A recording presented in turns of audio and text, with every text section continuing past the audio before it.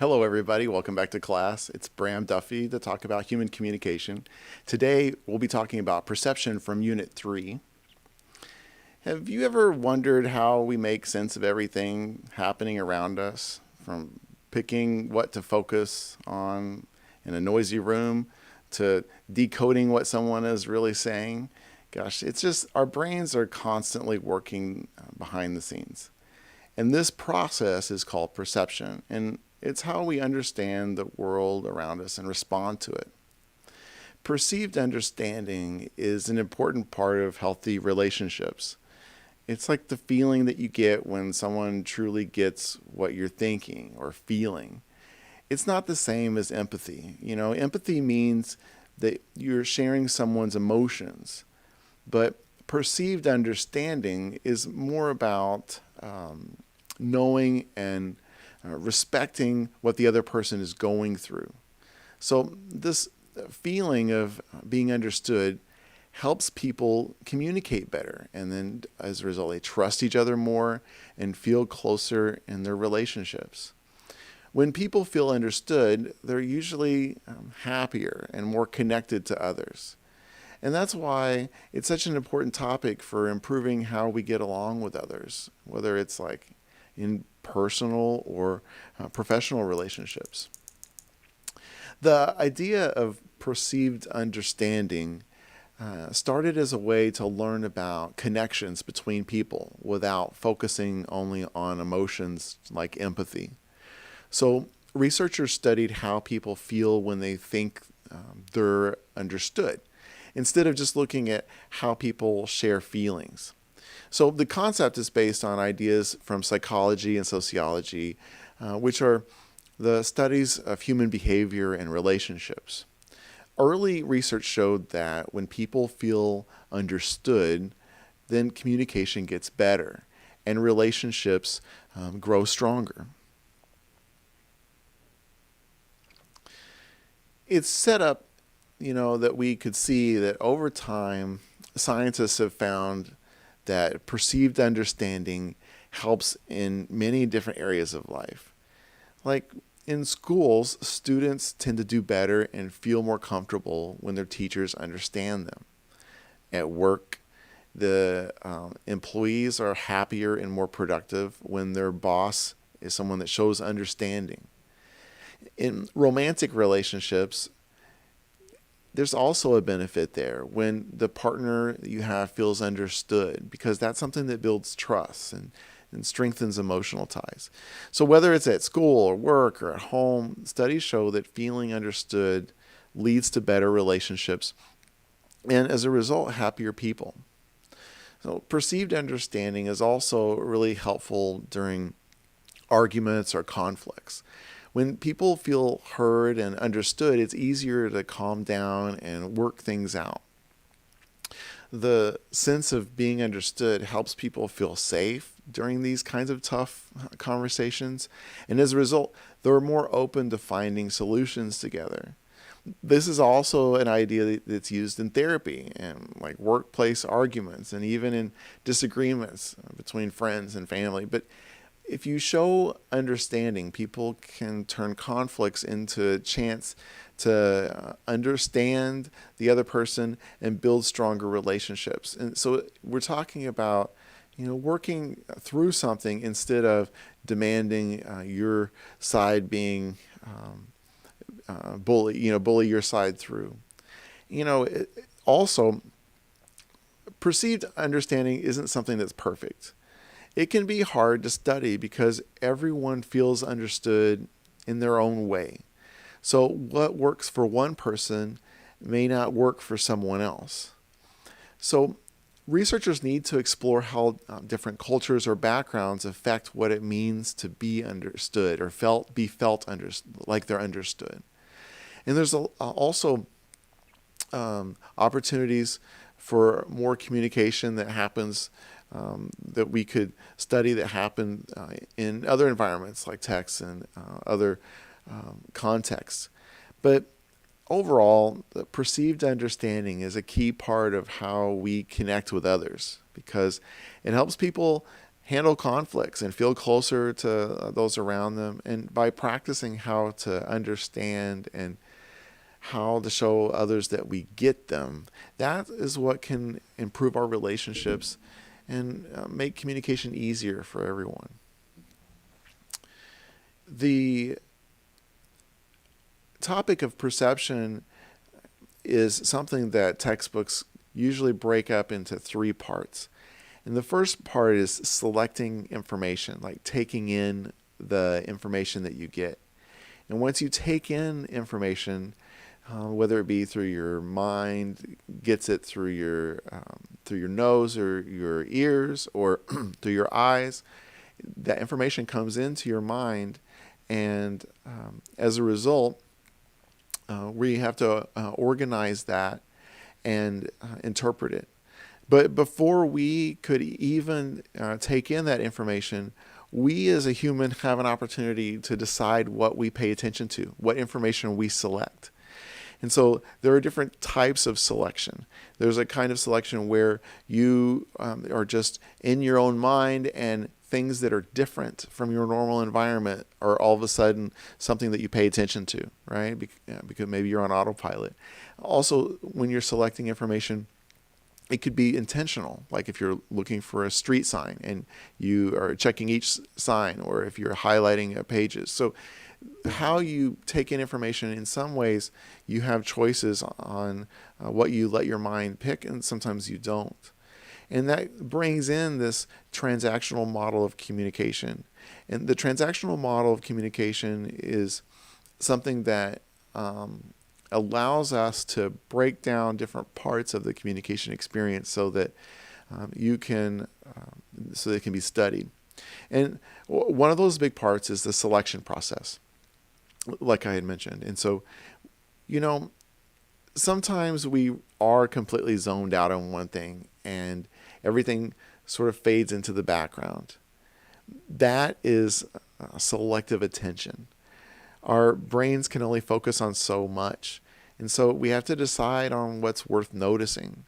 So if you're at a party and someone mentions your name from across the room, even in all that noise, you're probably going to tune into that. And why is that? It's because that detail that you heard identifies and connects to your identity. So we're naturally drawn to things that we feel like are personal.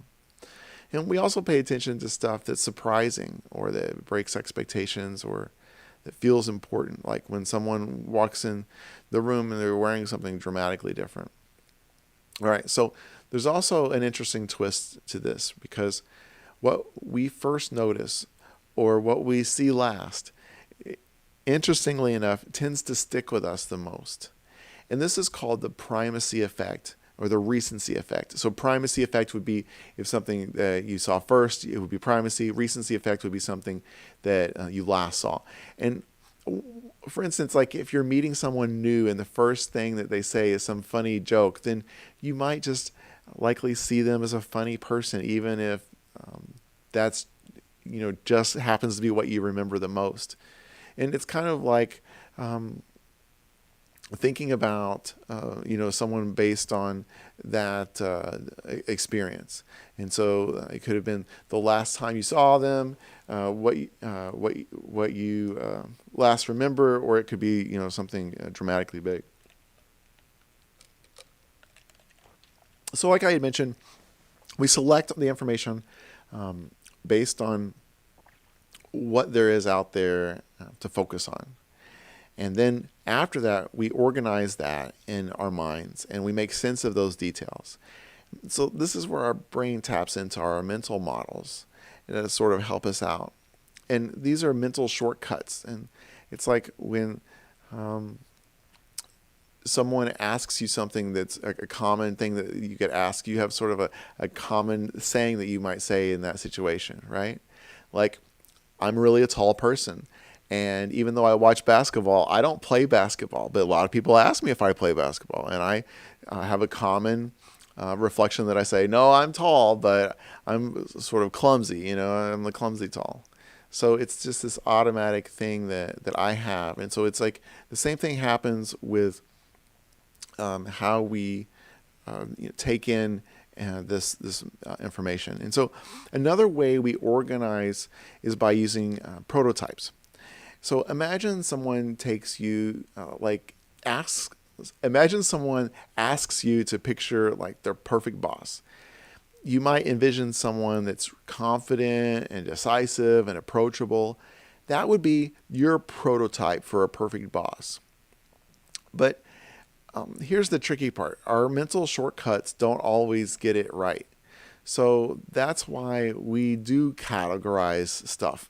And when we do categorization, this is where we group people or things based on labels. And we know that that can overly simplify things. Like if you meet someone and immediately label them as nerdy, then you might not be able to see everything that they do besides that just one label, and miss out on the other aspects of who that person really is. And that's how stereotyping sneaks into our thinking. It's when we tend to overgeneralize and assume that everybody in a group is the same. The other aspect is once we get information through this perception process, we do go through an interpretation in our own minds. And this is where we assign the meaning to all these details that we've figured out through selecting and organizing. And so think of it like putting on a pair of glasses. Your frames are those attitudes, assumptions, and experiences that filter how you see a situation. So the glasses that you put on are like those lenses. So if you're naturally an optimistic person, you might assume that a friend canceling dinner is really just because they're busy. But if you're an insecure person, then you might think, gosh, that person just doesn't want to hang out with me because they don't like me, or they just might have a different way of seeing that perception. One big factor that shapes perception is physical differences. And if we think about it, what we see and hear and taste or feel or smell, they do depend a lot on physical abilities. And so, well, some people are colorblind, and their perception of a sunset is just going to be a lot different from someone who sees all of the hues. Or if you're at a loud concert, if you have a sharper hearing, then you might catch certain details of that music that other people just don't miss. And so these kinds of differences can mean that, of course, we all experience the world in unique ways. Another factor that shapes perception is overattribution. And this happens when we take one thing, like someone's most noticeable trait, and just use that to explain everything they do. So, for example, if someone's super talkative, you might think, oh, they're outgoing, that's why they did what they did, And so even though there could be a lot of other reasons behind that behavior, it's like putting blinders on and oversimplifying someone's actions. So it's just part of what we have to be careful of. And the other aspect is that, folks can definitely change over time and change from moment to moment.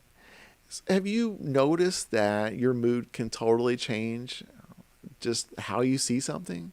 If you feel excited, you might interpret this sudden change of plans that you had like as an adventure. But if you're stressed, that same planning change might just be overwhelming. And so that's where you have to decide, is that glass half full or is it half empty?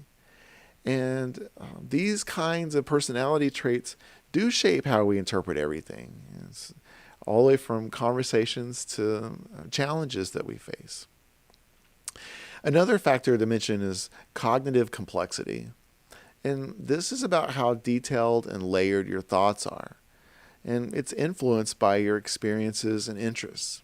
So, for example, if you think about a football game, a die-hard fan might notice intricate plays and strategies, while someone new to the sport might just see people running around back and forth. And so the more cognitive complex that you are in a certain area, the more ways that you have to make sense of what you're seeing.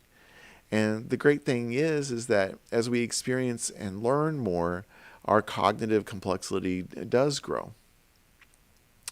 Now, individual factors are just one piece of the puzzle. Your perception is also shaped by society. And so if we take power, for instance, your position in society, whether you have privilege or face disadvantage, It's something that affects how others see you and how you see the world. And so, someone in a a leadership kind of role, they might view a meeting as a platform for big decisions, but an intern that goes to that same meeting might see it as like a nerve-wracking performance spot. And so, this dynamic affects how we perceive things all the way through. The fun part is that you can totally improve your perception skills. And since perception isn't perfect, we all make mistakes along the way. But there are some ways that you can fine tune the process. And one of those is to practice mindfulness. And mindfulness is about slowing down and noticing what's really happening in the world around you without jumping to conclusions. So it's like a friend might seem distant, but instead of being distant, they're just, having a rough day or thinking something through. So we ask ourselves things like, am I making assumptions? Is there another way to look at this? Those kinds of simple reflections can open up new perspectives. And it's also super helpful to separate facts from inferences.